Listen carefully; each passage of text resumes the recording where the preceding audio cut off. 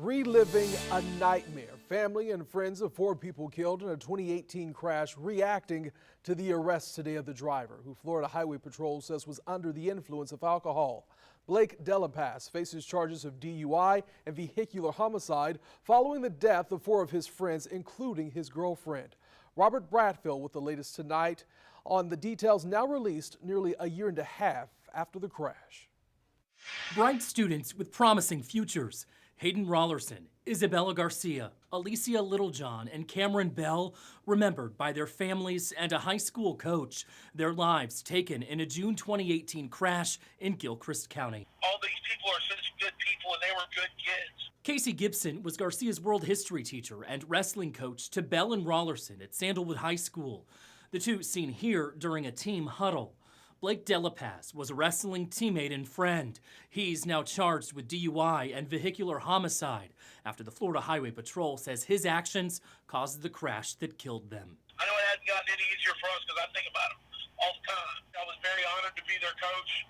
I was very honored to know them. FHP says Delapaz, who was 20 at the time, had a blood alcohol level of .083 when he ran through a stop sign and hit another vehicle. Delapaz and the 4 others were not wearing their seatbelts. Gibson says Delapaz's recent arrest is a painful reminder of what happened and the lives that were forever changed. Nobody wants to be in these situations.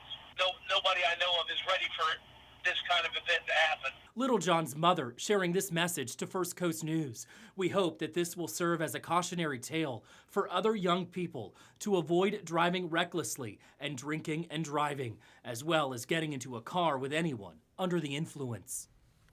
Now, the other driver who Delapaz hit was seriously hurt, but she survived. FHP says it took a year and a half to investigate this crash because of the available DNA evidence. But Anthony, certainly a sad circumstance for all of these families. Definitely a tragic story, Robert. So we know about the alcohol. Were there any other factors in this crash? Well, FHP says that in fact Delapaz was speeding. However, they did not specifically specify how fast he was going. We also do know that 4 people were actually ejected from the car as a result of that crash, and he will also be making his first court appearance tomorrow afternoon. All right. Thank you, Robert.